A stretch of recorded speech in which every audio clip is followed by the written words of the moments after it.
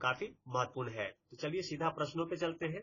जैसा कि प्रश्न आप देख सकते हैं और यहाँ सभी आपको एमसीक्यू के फॉर्म में ही देखने को मिलेगा और काफी इंपॉर्टेंट है और यही से सीधा सीधा प्रश्न आपके एग्जाम में पूछे जाएंगे। अगर आप यह 500 क्वेश्चन का पीडीएफ हमसे प्राप्त करना चाहते हैं तो आप हमसे संपर्क कर सकते हैं। डिस्क्रिप्शन में मेल आईडी दिया गया है, वहां से आप इस पीडीएफ को परचेज कर पाएंगे। तो चलिए पहले प्रश्न को वीडियो को आरंभ करते हैं। और जो आप परचेज करेंगे पीडीएफ वो आपके व्हाट्सएप या मेल आईडी पर तुरंत ही भेज दिया जाता है। तो कुछ ही मिनटों में आप यह पीडीएफ अपने पास मंगवा सकते हैं, परचेज कर सकते हैं पीडीएफ को, जिसमें कुल 500 प्रश्न होंगे। यही नहीं, इसके अलावा किसी अन्य विषय का भी अगर आप important question guest book purchase करना चाहते हैं तो सभी सब्जेक्ट का, इग्नो में जितने भी सब्जेक्ट आपके होते हैं, पढ़ाई होती है, उन सभी सब्जेक्ट का गेस्ट बुक हमारे पास मिल जाएगा। तो चलिए वीडियो में आगे बढ़ते हैं पहले प्रश्न से। पहला प्रश्न कह रहा है कि भारतीय वन सर्वेक्षण मुख्यालय कहाँ है? तो यह आपका देहरादून में है, जो कि ऑप्शन नंबर बी होगा। मैं चारों ऑप्शन नहीं पढ़ूंगा वरना काफी समय लग जाएगा और समय आपके लिए काफी महत्वपूर्ण है। तो कम समय में अधिक से अधिक प्रश्न आप कैसे करेंगे, इस पे मेरा ध्यान रहेगा। चलिए दूसरे प्रश्न को देखते हैं। दूसरा प्रश्न कह रहा है कि ग्रीन हाउस इफेक्ट किसके कारण होता है?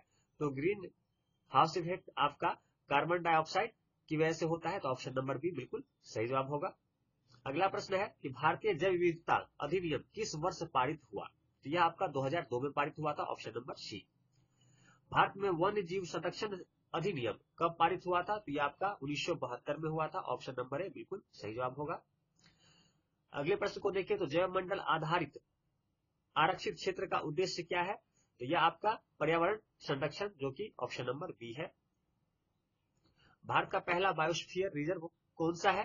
तो यह आपका नीलगिरी होगा, ऑप्शन नंबर बी बिल्कुल सही जवाब है। भारत में कुल कितने राष्ट्रीय उद्यान है? तो यह आपका 104 है 2025 तक। काफी इंपोर्टेंट है, चाहे आप इस सब्जेक्ट की बात करें या फिर कंपटीशन के लिहाज से, वहां भी आपको ऐसे प्रश्न देखने को मिल जाते हैं। तो ध्यान से वीडियो को देखिएगा, आपके लिए काफी महत्वपूर्ण है। और इग्नो से संबंधित लगभग सभी सब्जेक्ट के, मैं एक बार फिर से दोहरा देना चाहता हूं, चाहे इग्नो के आप किसी भी सब्जेक्ट की, history, Hindi, English, psychology, sociology, किसी भी सब्जेक्ट का अगर आप गेस्ट बुक परचेज करना चाहते हैं तो आप उनसे संपर्क कर सकते हैं। नीचे मेल आईडी दिया गया है डिस्क्रिप्शन में, आप वहां आके हमसे परचेज कर सकते हैं किसी भी सब्जेक्ट का, किसी भी विषय का गेस्ट बुक, जो आपके इंपोर्टेंट होगा आपके एग्जाम के लिए। और सभी प्रश्न ऐसे होंगे जो पिछले एग्जाम में पूछे गए हैं या फिर आने वाले एग्जाम के लिए महत्वपूर्ण है। वे सारे प्रश्न आपको हमारे गेस्ट बुक में देखने को मिलेगा। अगले प्रश्न को देखते हैं कि रेड डेटा बुक का संबंध किससे है? तो यह आपका संकटग्रस्त प्रजातियों से संबंधित होता है, रेड डाटा बुक। अगला प्रश्न है कि जल प्रदूषण निवारण अधिनियम कब लागू हुआ था? ये आपका 1974 में हुआ था। वायु प्रदूषण निवारण अधिनियम किस वर्ष पारित हुआ था? तो यह आपका 1981 में पारित हुआ था। जैव विविधता हॉटस्पॉट भारत में कितने हैं? तो यह आपके टोटल 3 है। ग्रीन हाउस गैसों में सीएफसी का प्रभाव क्या है? तो यह आपका ओजोन परत का क्षय करता है। ओजोन परत किस मंडल में पाई जाती है? तो यह आपका संताप मंडल में पाया जाता है ओजोन परत। क्लीन डेवलपमेंट मैकेनिज्म किससे संबंधित है? तो यह आपका जलवायु परिवर्तन से संबंधित है, क्लीन डेवलपमेंट मैकेनिज्म। भारत का सबसे बड़ा राष्ट्रीय उद्यान कौन सा है? यह आपका हेमिस राष्ट्रीय उद्यान सबसे बड़ा राष्ट्रीय उद्यान है। चिल्का झील किस राज्य में है? चिल्का झील आपका ओडिशा में है। सुंदरबन किसके लिए प्रसिद्ध है? तो यह आपका बाघ के लिए प्रसिद्ध है। साइलेंट स्प्रिंग पुस्तक किससे संबंधित है? तो यह आपका पर्यावरण प्रदूषण से संबंधित है। सिटीज का CITES का पूर्ण रूप क्या है? तो यह आपका होगा convention on international trade in endangered species. ये आपका पहला सही हो जाएगा। बायोगैस उत्पादन में किसका उपयोग किया जाता है? ये आपका घरेलू अपशिष्ट और गोबर का उपयोग किया जाता है। जैविक खेती का मुख्य उद्देश्य है, जैविक खेती का मुख्य उद्देश्य क्या है? रासायनिक खादों का प्रयोग न करना। IPCC का मुख्य कार्य क्या है? तो यह आपका जलवायु परिवर्तन का अध्ययन मुख्य कार्य होता है। आईपीसीसी का मुख्य कार्य। कार्बन क्रेडिट किससे संबंधित है? तो ये आपके उद्योग, प्रदूषण नियंत्रण, जलवायु परिवर्तन, इन सभी से संबंधित है carbon credit. Green house gas में सबसे अधिक योगदान किसका होता है? तो कार्बन डाइऑक्साइड का होता है। रेन वाटर हार्वेस्टिंग का मुख्य उद्देश्य क्या है? तो वर्षा के जल का संग्रह करना। मंगलोर किस प्रदूषण के लिए प्रसिद्ध है? तो यह आपका औद्योगिक प्रदूषण के लिए मंगलोर प्रसिद्ध है। एजेंडा 21 किससे संबंधित है? तो यह सतत विकास से संबंधित है, agenda 21। Children of the dump पुस्तक किससे संबंधित है? तो यह आपका कचरा प्रबंधन से संबंधित है। कार्बन सिंक किसे कहा जाता है? तो कार्बन सिंक आपका महासागर और वन को कहा जाता है। रामसर संधि किसे संबंधित है? तो रामसर संधि जो है आपका आर्द्र भूमि संरक्षण से संबंधित है।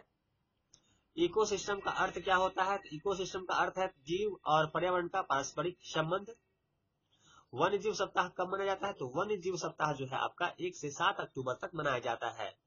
ग्लोबल वार्मिंग का मुख्य कारण क्या है?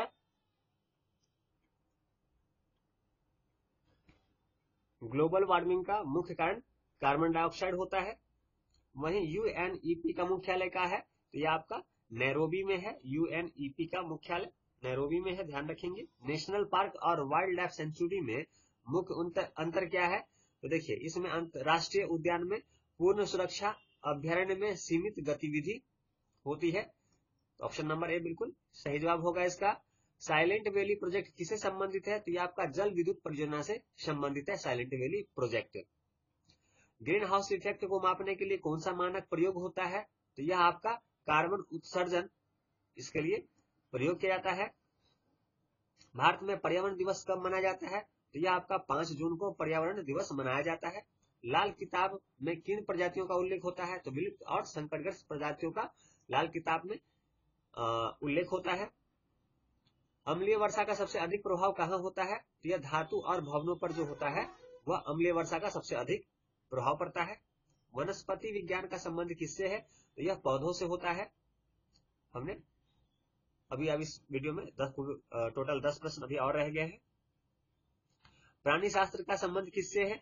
तो प्राणी शास्त्र का संबंध आपका पृथ्वी शिखर सम्मेलन का प्राणी शास्त्र का संबंध किससे है? पहले इसका उत्तर बता दूं, तो यह आपका पशु से है।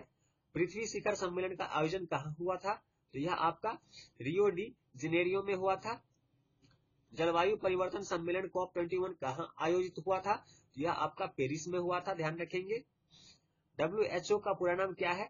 तो World Health Organization, World Health Organization इसका फुल फॉर्म है। आईपीसीसी की स्थापना कब हुई थी? तो 1988 में हुई थी, ध्यान रखेंगे। वहीं अगला प्रश्न देखिए, तो विश्व वानिकी दिवस कब मनाया जाता है? 21 मार्च को मनाया जाता है। वेटलैंड्स यानी आर्द्र भूमि का महत्व क्या है? तो देखिए, जैव विविधता का संरक्षण होता है, जलवायु संतुलन के लिए, भूजल संरक्षण के लिए, यानी कि उपरोक्त सभी इसका उत्तर हो जाएगा। एजेंडा 2020-30 किससे संबंधित है? तो यह आपका सतत विकास लक्ष्य से संबंधित है, एजेंडा 2030। वन्य जीव सप्ताह का उद्देश्य क्या है? तो वन्य जीव सप्ताह का उद्देश्य है वन्य जीव का संरक्षण। वहीं पृथ्वी बचाओ का मुख्य संदेश क्या है? सतत विकास और संरक्षण, यह इसका बिल्कुल सही जवाब हो जाएगा। कार्बन मोनोऑक्साइड का प्रमुख स्रोत कौन सा है? तो मोटर वाहन इसके लिए प्रमुख स्रोत के रूप में होते हैं। तो आज हमने कुल 50 से अधिक प्रश्नों को इस वीडियो में पढ़ा और जाना इसके उत्तर, और यह काफी इंपॉर्टेंट है आपके एग्जाम के लिए। तो ध्यान से इसे 1 से 2 बार देखेंगे, आपको याद हो जाएगा, काफी आसान है। और इग्नो से संबंधित किसी भी विषय का गेस्ट बुक अगर हमसे प्राप्त करना चाहते हैं तो हमसे परचेज कर सकते हैं। गेस्ट बुक आपके व्हाट्सएप नंबर पे या मेल आईडी पे भेजा जाता है, तो आप हमसे संपर्क कर सकते हैं। मेल आईडी नीचे डिस्क्रिप्शन में आपको मिल जाएगा। चलिए मिलते हैं अगले वीडियो में ऐसी महत्वपूर्ण वीडियो में। तब तक वीडियो देखने के लिए आपका धन्यवाद।